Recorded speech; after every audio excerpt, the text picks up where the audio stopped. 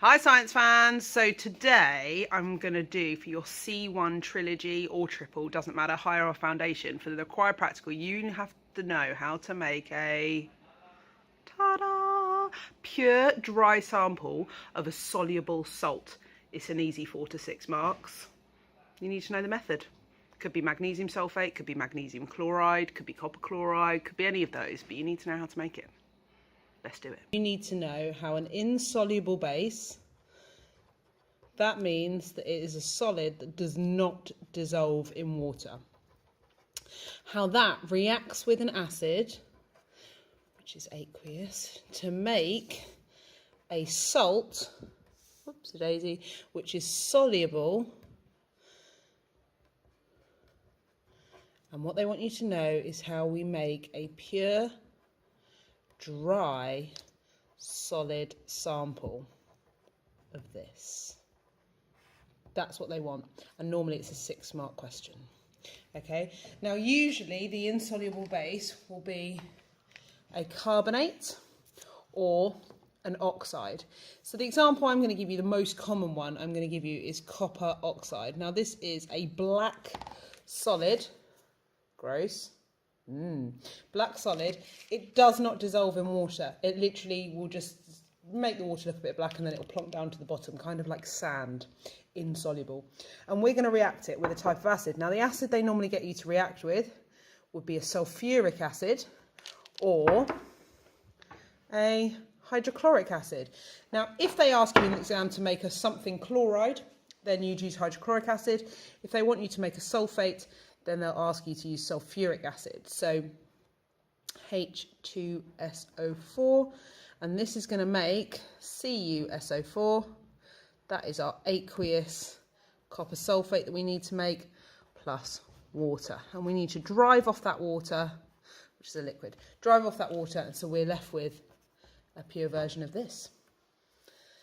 Easy. They're essentially just 4 steps. 1, react. 2, make sure we're in excess. 3, filter any excess. And 4, dry the sample. These are the 4 steps you need to know and be able to talk about.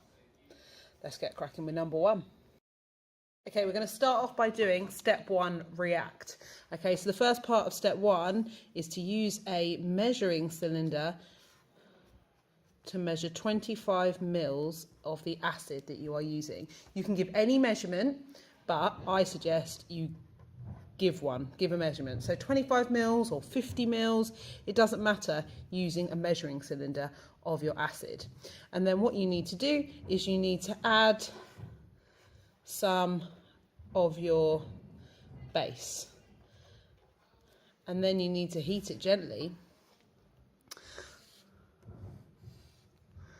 until no more will react. Okay, we're going to heat it gently because you don't really want boiling hot acid on there. So we're going to heat that gently, and we're going to keep adding our base until no more will react. It doesn't dissolve, it reacts. Okay, so we're going to keep going until no more will react. We're going to continually stir it, but we want, I don't know why I've done 2 R's and 2. We're going to continually stir it until we are in excess. We always need to use excess to ensure that the reaction is complete. If we don't ensure one of them is in excess, we can't be absolutely sure that they've fully reacted mole for mole. Moving into step 2, which is excess, but what we need to do with that excess is to ensure that we have got loads of excess in there to make sure that we have not that they've reacted correctly. Step 3, we are going to filter out the excess in filter paper. You can use drawings in the exam. Okay, this is a conical flask, so we're going to filter that, and all of the excess copper oxide is going to be left as residue on there. And then the next step that we're going to do is rinse. So we're going to filter it and then rinse it. Filter it, rinse it, and what you will find in there is you will have copper sulfate dissolved, and we'll know that because it's blue. If it's copper chloride, it's green. Final step 4, we are going to do crystallization. Okay, really important that you understand that. It means making crystals. And what we're going to do is we're going to put it put our copper sulfate aqueous solution, and we're going to heat it gently on the Bunsen burner until we start to evaporate off that water. Okay, and once it starts to evaporate off, we are going to leave, and we'll be able to see the crystals forming at the edge.